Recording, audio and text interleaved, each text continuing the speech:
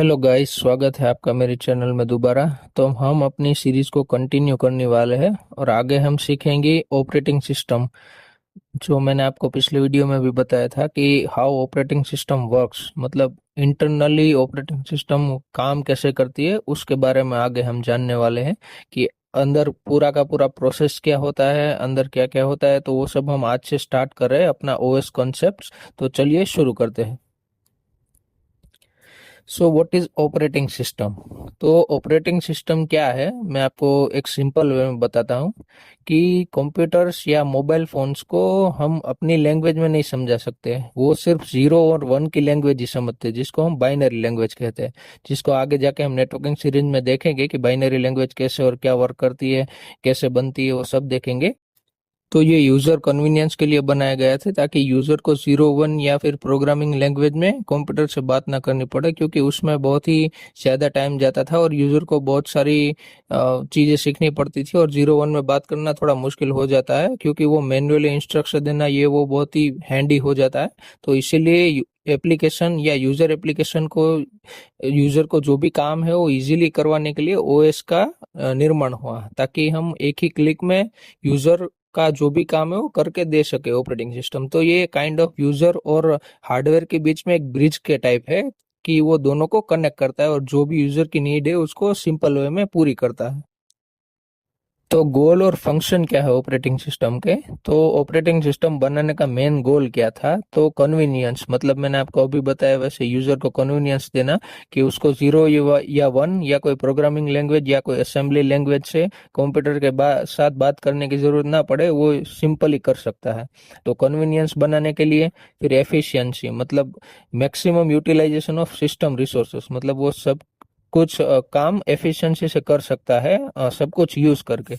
फिर रिलायबिलिटी, और हम बोल सकते हैं अडेप्ट टू इवोल्व, मतलब अगर ऑपरेटिंग सिस्टम में कोई अपडेट या कुछ भी आया है तो वो ऑटोमेटिक अपने आप कर सकता है। तो उसमें इतनी कैपेबिलिटी है कि वो अपने आप को अडेप्ट कर सकता है, इवोल्व कर सकता है, ताकि कोई भी सिक्योरिटी या कोई लूप होल ना बचे। तो इसलिए गोल है ये ओएस ऑपरेटिंग सिस्टम्स के और फंक्शन है। तो कुछ कोर फंक्शन है ऑपरेटिंग सिस्टम के: प्रोसेस मैनेजमेंट, मेमोरी मैनेजमेंट, फिर ये फाइल सिस्टम मैनेजमेंट, कैसे file create, read, right, delete होती है, आईओ मैनेजमेंट, इनपुट आउटपुट, फिर security, network management, resource allocation, error detection. तो ये सब हम आगे देखने वाले हैं। ये प्रोसेस मैनेजमेंट, मेमोरी मैनेजमेंट, मतलब कैसे रैम में एलोकेट होती है मेमोरी, कैसे पूरी प्रोसेस वर्क करती है, डिस्क में से कैसे डेटा आता है, वो सब हम आगे देखने वाले हैं। तो चलिए आगे बढ़ते हैं। तो ये है एवोल्यूशन ऑफ ऑपरेटिंग सिस्टम, मतलब आप ये गूगल कर लेंगे तो आपको समझ आ जाएगा। आपके रेफरेंस के लिए मैंने यहाँ डाला है, अगर आपको स्क्रीनशॉट लेना हो या कुछ ज़्यादा मतलब इसमें डीप में जाना हो तो 90s में, मतलब 1940s में कोई ऑपरेटिंग सिस्टम का एरा नहीं था। कोई भी प्रोग्राम या कुछ भी रन करने के लिए मैनुअली किसी इंसान को रहना होता है और वो सब कुछ करता था। फिर 1960 में मल्टी प्रोग्रामिंग ओएस आई, मतलब उसमें क्या होता है कि मेमोरी जो जो होती है मेमोरी में, मतलब आप कोई भी प्रोग्राम रन करवाते हैं तो वो एक मल्टी प्रोग्रामिंग हो जाती है। फॉर एग्जांपल, अगर आप दो प्रोग्राम एक साथ रन करवाते हैं तो वो बारी बारी एक एक को रन कर सकता है। ऐसी ऑपरेटिंग सिस्टम डिजाइन हुई। फिर 1980s में पर्सनल कंप्यूटर्स आने वाले लगे, एम एस डोस है, फिर एप्पल का मैकबुक है, और जीयूआई इंटीग्रेटेड ऑपरेटिंग सिस्टम आने लगे, जिसके बाद सब कुछ बहुत ही इजी हो गया। फिर 20s में हमें मोबाइल और क्लाउड ऑपरेटिंग सिस्टम देखने को मिले। फिर 1955 और 65 में बैच ऑपरेटिंग सिस्टम होती थी, जिसमें आईबीएम में यूज होता था मेनली, कि कंप्यूटर्स को बैच में कोई भी टास्क देते थे और वो एक बार कर करके वो आगे बढ़ता रहता था। फिर आया टाइम शेयरिंग, मल्टीटास्किंग और मॉडर्न एरा ओएस। तो ये सब हम आगे देखने वाले हैं। अभी देखते हैं कि ये मल्टीटास्किंग क्या है, मल्टी प्रोग्रामिंग ओएस क्या है, ये सब क्या है, तो देखते हैं चलिए।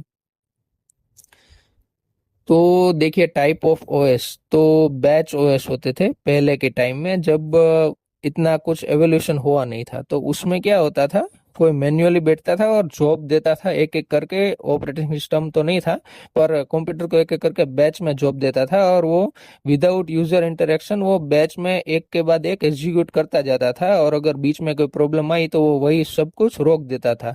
तो वो बहुत बड़ी प्रॉब्लम थी। फिर आगे आगे जैसे जैसे इवॉल्व हुए वैसे मल्टी प्रोग्रामिंग ओएस आई, जिसमें पूरी दुनिया को ही बदल के रख दिया। कि उसमें क्या होता था कि ऑटोमेटिकली दो प्रोग्राम हम रन करके दे सकते थे। फॉर एग्जांपल एक साथ हमने दो फाइल पे क्लिक किया या फिर एक साथ दो प्रोग्राम रन कर दिए, फॉर एग्जांपल दो गेम या दो सॉफ्टवेयर हमने रन किए, तो एक के बाद एक रन हो सकते थे। तो ऐसे ऑपरेटिंग सिस्टम आने के बाद पूरे की पूरी ओएस की दुनिया ही बदल गई। फिर आए मल्टीटास्किंग, उसने और ज्यादा इम्प्रोवाइज किया। मतलब मल्टी प्रोग्रामिंग में क्या होता था, एक के बाद एक ओएस कोई भी टास्क रन करता था, पर मल्टी टास्किंग में टाइम शेयरिंग पे काम होता था। मतलब कि मल्टीटास्किंग में फॉर एग्जांपल आपने दो प्रोसेस रन किए तो थोड़ी देर इस प्रोसेस को रन करेगा, फिर थोड़ी देर उस प्रोसेस को रन करेगा। फॉर एग्जांपल आपने अपने मोबाइल में एक साथ एसएमएस का ऐप भी ओपन किया और एक साथ व्हाट्सएप भी ओपन किया, तो थोड़ी देर के लिए एसएमएस में पूरा काम कर देगा, फिर थोड़ी देर के बाद जितना उसको टाइम दिया होगा उसके बाद वो टाइम पूरा होने के बाद वो व्हाट्सएप के अंदर काम करना शुरू कर देगा। तो ऐसे ऑपरेटिंग सिस्टम आए। फिर आए मल्टी प्रोसेसिंग ओएस, जो साइमल्टेनियसली, मतलब अभी जो हमारे मोबाइल फोन और लेटेस्ट डिवाइस या कंप्यूटर्स में आते हैं वो ऑपरेटिंग सिस्टम कह सकते हैं हम। कि एक साथ हम कितनी भी प्रोसेस रन करें। फॉर एग्जांपल आपने अपने मोबाइल में गेम खेल रहे हैं, व्हाट्सएप भी आपका बैकग्राउंड में चालू है, एसएमएस का ऐप भी चालू है, फिर आप कोई भी अपना फाइल मैनेजर का ऐप चालू है, आपका फेसबुक चालू है, तो वो एक साथ साइमल्टेनियसली एक साथ वर्क करते हैं। मतलब स्विच करते हैं, पर इतनी सेकंड्स में, मतलब मिली सेकंड्स में करते हैं कि आपको पता ही नहीं चलता। तो ऐसे ऑपरेटिंग सिस्टम अभी तो लेटेस्ट में आए हैं। तो फिर होते थे ये रियल टाइम ओएस, फिर ये डिस्ट्रीब्यूटेड ओएस, मतलब मल्टीपल कंप्यूटर वर्क्स कर सकते थे। एम्बेडेड ओएस थे या नेटवर्क ओएस कह सकते हैं हम। नेटवर्क ओएस में मतलब नेटवर्क का विंडोज सर्वर और वो सब जो ऑनलाइन ऑपरेटिंग सिस्टम होते हैं, अभी तो बहुत ज़्यादा इवॉल्व हो गया है कि हम अभी अपने कंप्यूटर में ओएस डाले बिना ही ऑनलाइन ऑपरेटिंग सिस्टम लोड करवा सकते हैं और ऑनलाइन ओएस को एक्सेस कर सकते हैं। ऐसे सिस्टम और फीचर्स आ गए हैं। तो अभी तो बहुत ही टेक्नोलॉजी ने इवॉल्व कर लिया है। तो ये है बैच ओएस, जिसको आपका मैंने आपको पहले ही बताया अपनी पिछली स्लाइड में कि पहले के टाइम पे बैच ओएस हुआ करते थे, जिसमें कोई मैन्युअली किसी यूजर को या किसी इंसान को रहकर पंच कार्ड के मदद से, मतलब उसमें हम आगे पढ़ेंगे इस बैच ओएस आएगा तो। पर पहले के टाइम पे क्या होता था, पंच कार्ड की एक सिस्टम होती थी जिसमें यूजर वन बाय वन एक एक टास्क देता था कंप्यूटर को। ये देखिए मैंने आपको बताया, नीचे लिखा है आईबीएम में रियल वर्ल्ड एग्जाम्पल है। आईबीएम में पहले के टाइम ऐसा ही कंप्यूटर यूज होता था, क्योंकि उस टाइम इतना ज्यादा टेक्नोलॉजी इवॉल्व हुई नहीं थी। तो पहले ये जॉब देना पड़ता था कंप्यूटर को, फिर वो जॉब सबमिट टू ऑपरेटर होता था। मतलब वो जो ऑपरेटर, वो जो इंसान वहां बैठा है जॉब को मैनेज करने के लिए, वो वन बाय वन कंप्यूटर को जॉब देता था। फिर कंप्यूटर उसमें से आउटपुट निकाल के देता था और जो भी रिटर्न निकले वो यूजर को दे देता था। मतलब ऐसा समझिए कि अभी आपको कैसे एक क्लिक में सब कुछ मिल रहा है। मतलब आप अगर किसी कंप्यूटर एप्लीकेशन या फिर अपने मोबाइल में किसी ऐप को ओपन करना चाहते तो डायरेक्टली अपना मोबाइल उठाया, अनलॉक किया और एप्लीकेशन ओपन कर ली। पहले के टाइम पे ऐसा नहीं होता था। अगर आपको कुछ काम करना होता है तो आपको पहले उस यूजर को, मतलब जो इंसान वहां मशीन पर बैठा है, उसको बताना पड़ता था मुझे ये काम है। वो उस काम को एक बैच सिस्टम के थ्रू कंप्यूटर में इंस्टॉल करवाता था। मतलब कंप्यूटर को इंस्ट्रक्शन देता था कि आप ये काम शुरू करो। फिर वो काम होता था और उसके बाद कंप्यूटर उसको आउटपुट निकाल के देता था और वो यूजर आपको आउटपुट देता था। तो अभी तो बहुत ही अच्छा हो गया है। तो ये देखिए मैंने उसके एडवांटेज और डिसएडवांटेज भी लिखे हैं। कि ओएस बहुत ही हैंडी होता था। मतलब आप उसमें वन बाय वन आप उसमें काम करवाओ और किसी को दो और वो उस काम को करवा के लाएगा, और उसमें बहुत ही ज्यादा टाइम होता था। फिर आई ये सब मैंने आपको बताया। बस मल्टी प्रोग्रामिंग क्या है, मल्टीटास्किंग क्या है, मल्टी प्रोसेसिंग क्या है। तो मल्टी प्रोग्रामिंग मतलब जो पहले के टाइम पे इवॉल्व होके आया था कि आप अगर दो प्रोग्राम को रन करो या दो एप्लीकेशन को रन करो तो वो दो दो को रन करवा सकता था, पर थोड़े थोड़े टाइम के बाद। मतलब थोड़ी देर के लिए इसकी बारी, थोड़ी देर के लिए इसकी बारी। पहला है मल्टीटास्किंग, मतलब उसमें मिली सेकंड्स में काम होता था कि आपको थोड़ी देर इस टास्क में रन होगा ये सीपीयू और थोड़ी देर इसमें होगा। फिर है मल्टी प्रोसेसिंग, मतलब इसमें तो आँख की पलक झपका उतना ही आई थिंक टाइम लगता होगा, उतनी स्पीड में ये काम करता था जो अभी अपना मोबाइल में है। ये अभी के टाइम का लेटेस्ट ऑपरेटिंग सिस्टम के बारे में बात कर रहे हैं। फिर ये है रियल टाइम ऑपरेटिंग सिस्टम, जो यूज होते थे बड़ी बड़ी कंपनीज में और ऑर्गेनाइजेशन में पहले के टाइम पे। फिर है ये डिस्ट्रीब्यूटेड ऑपरेटिंग सिस्टम, मतलब आप एक ही ऑपरेटिंग सिस्टम को अलग अलग जगह डिस्ट्रीब्यूट कर सकते थे, मैनेज कर सकते थे अपने नेटवर्क के थ्रू। फिर ये है यूजर मोड और कर्नल मोड। मतलब इसमें क्या होता है, यूजर मोड मतलब आप ऑपरेटिंग सिस्टम में ऐसा समझिए कि आपके पास अगर कोई विंडोज ऑपरेटिंग सिस्टम है तो उसमें क्या नॉर्मल यूजर होता है और एक एडमिनिस्ट्रेटिव यूजर होता है, और लिनक्स में भी वैसा ही होता है, एक नॉर्मल यूजर होता है, एक रूट यूजर होता है। तो यूजर मोड में मतलब आपका प्रिविलेज लेवल बहुत ही लो होता है, मतलब आपको एक्सेस हार्डवेयर को एक्सेस नहीं कर सकते और बहुत ही कुछ पावरफुल टास्क नहीं कर सकते। वहीं कर्नल मोड में प्रिविलेज लेवल आपका बहुत ही बड़ा होता है, मतलब अगर कोई ऐसा काम करना है कि हार्डवेयर का एक्सेस चाहिए या कोई थी बहुत ही बड़ी सेंसिटिव चीज करनी है, तो आपके पास अगर कर्नल मोड का परमिशन होगा तो वो सब आप कर सकते हैं। तो ये आगे हम डिटेल में समझेंगे। फिर ये है सिस्टम कॉल्स। तो चलिए देखते हैं सिस्टम कॉल क्या होते हैं। तो यूजर मोड और कर्नल मोड को आप ऐसे समझ सकते हैं कि फॉर एग्जांपल अगर आप कोई नॉर्मल ऐप या कोई और नॉर्मल प्रोग्राम रन कर रहे हैं तो वो यूजर मोड में होगा, मतलब उसमें इतनी ज्यादा प्रिविलेज की या कोई एक्सेस की जरूरत नहीं पड़ती।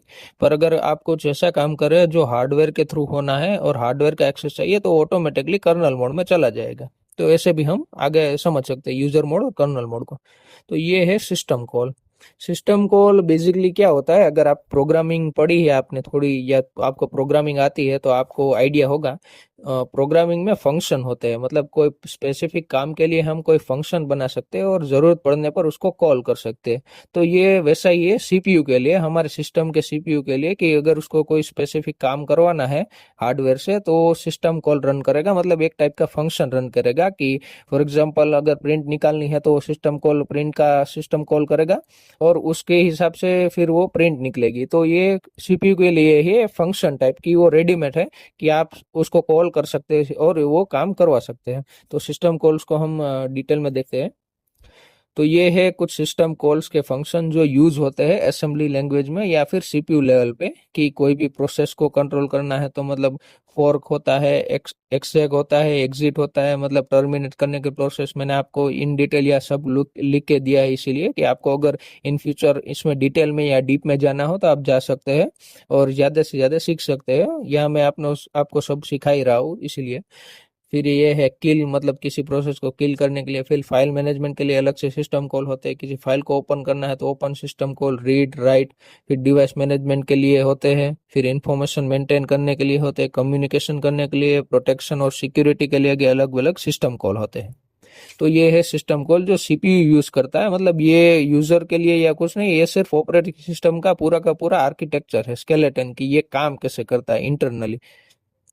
तो ये है सिस्टम कॉल, इसको हम आगे देखेंगे कि ये काम कैसे करता है और पूरा का पूरा कैसे वर्क होता है। अगर आप पूरा का एक क्लिक करते हैं तो उसके बैकएंड में क्या होता है सब आपको मैं सिखाने वाला हूँ, तो चिंता मत कीजिए।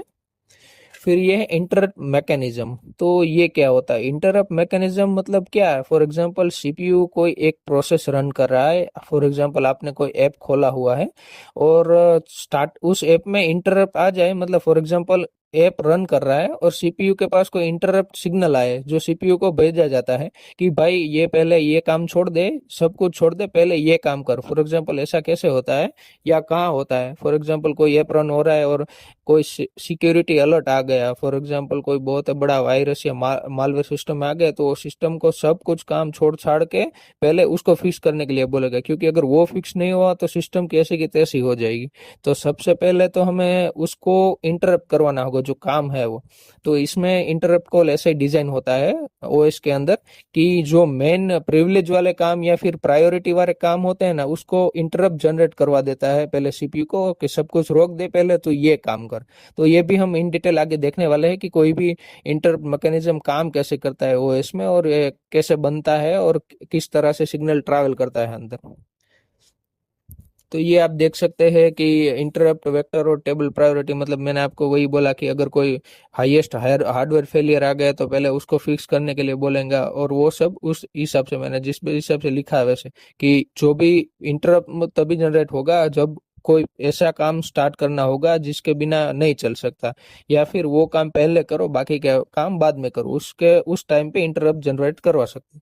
फॉर एग्जाम्पल आपको आपके पापा ने कुछ काम दिया हो और दो तीन काम दिए हो और कोई ऐसा इमरजेंसी काम आ जाए कि आपको सब कुछ काम छोड़ना पड़े, तो आपके पापा आपको बोलेंगे कि सब कुछ काम छोड़, ये सब काम बाद में भी हो सकता है, इसमें बहुत ज्यादा ऐसा कुछ जरूरी नहीं है, पहले हमें ये काम करने जाना है। तो आपको उसमें इंटरप्ट जनरेट करवाया है, जो आप काम कर रहे थे उस सब को छोड़ के आपको जो मेन काम करने जाना था उसके लिए बुलाया है। इस तरह से आप समझ सकते हैं। तो ये है समरी, हमने इसमें क्या क्या देखा, ओएस की डेफिनेशन देखी कि ओएस क्या होता है, आपके और कंप्यूटर के बीच में एक काइंड ऑफ ब्रिज होता है जो सब कुछ मैनेज करता है। आपको कुछ नहीं करना है, बस एक क्लिक करना है, बाकी कुछ भी रिलायबिलिटी सब कुछ आपको देने के लिए ओएस बनाया है, ताकि आपको ज्यादा कुछ मेहनत ना करना पड़े, आपको 0 और 1 से सिग्नल से कंप्यूटर से बात ना करना पड़े, और बहुत ही आपके लिए इजी हो, ज्यादा डिफिकल्ट ना हो। फिर हम देख सकते हैं गोल्स देखे हमने, फिर एवोल्यूशन देखा, कैसे कैसे ओएस आगे बढ़ा और एवोल्यूट हुआ। फिर बैच ओएस के बारे में हमने जाना कि बैच ओएस कैसे काम करता था, मल्टी प्रोग्रामिंग ओएस देखी, मल्टीटास्किंग देखी, मल्टी प्रोसेसिंग ओएस भी देखी जो अभी के टाइम पे हमारे मोबाइल में रन कर रही है, रियल टाइम ऑपरेटिंग सिस्टम देखे, ये डिस्ट्रीब्यूटेड ओएस देखे, यूजर मोड क्या होता है, कर्नल मोड क्या होता है, सिस्टम कॉल्स देखे हमने, इंटरप्ट क्या होता है, और वो सब हमने देखा, इंटरप्ट वेक्टर क्या होता है। तो आगे के टाइम पे हम और भी ज्यादा इन डिटेल में जानने वाले हैं। तो ये तो सिर्फ आपको ओएस कॉन्सेप्ट क्या होता है, ओएस कैसे वर्क करता है, उसका ब्रीफ ओवरव्यू मैंने दे दिया। आगे आगे हम जानेंगे कि ये सब जो हमने टर्म्स यूज किए हैं, फॉर एग्जांपल ये कैसे वर्क करता है हमारे ऑपरेटिंग सिस्टम, सिस्टम कॉल क्या होता है, फिर ये इंटरप्ट्स क्या होते हैं, वो ये कैसे वर्क करते हैं, कैसे ऑपरेटिंग सिस्टम पूरा का पूरा वर्क करता है। ओएस में अगर आप कुछ भी सिंगल क्लिक भी करते हैं तो इंटरनली क्या होता है, वो सब हम देखने वाले हैं। तो मिलते हैं आगे के वीडियो में, तब तक के लिए शुक्रिया, धन्यवाद। तो थैंक यू यहाँ तक देखने के लिए, और अगर आपको वीडियो पसंद आई है तो इसे लाइक कीजिए, शेयर कीजिए और सब्सक्राइब कीजिए आगे ऐसे वीडियो के लिए। और अगर आपका कोई दोस्त या किसी को भी साइबर सिक्योरिटी में इंटरेस्ट है तो शेयर कर दीजिए इसको, ताकि ज़्यादा से ज़्यादा लोग साइबर सिक्योरिटी या एथिकल हैकिंग फ्री में सीख सकते हैं, जो मेरे चैनल का एम है। तो thank you for seeing this video, और अगर कोई मिस्टेक हो गई हो तो मुझे माफ़ कर देना, और ज़्यादा से ज़्यादा चैनल को शेयर कीजिए ताकि सब लोग ज़्यादा से ज़्यादा साइबर सिक्योरिटी को फ्री में सीख सके, और साइबर वॉरियर्स हम इंडिया में खड़े कर सके, साइबर आर्मी खड़ी कर सके साइबर क्राइम और साइबर सिक्योरिटी के लिए। तो थैंक यू वेरी मच। चलिए मिलते हैं नेक्स्ट वीडियो में।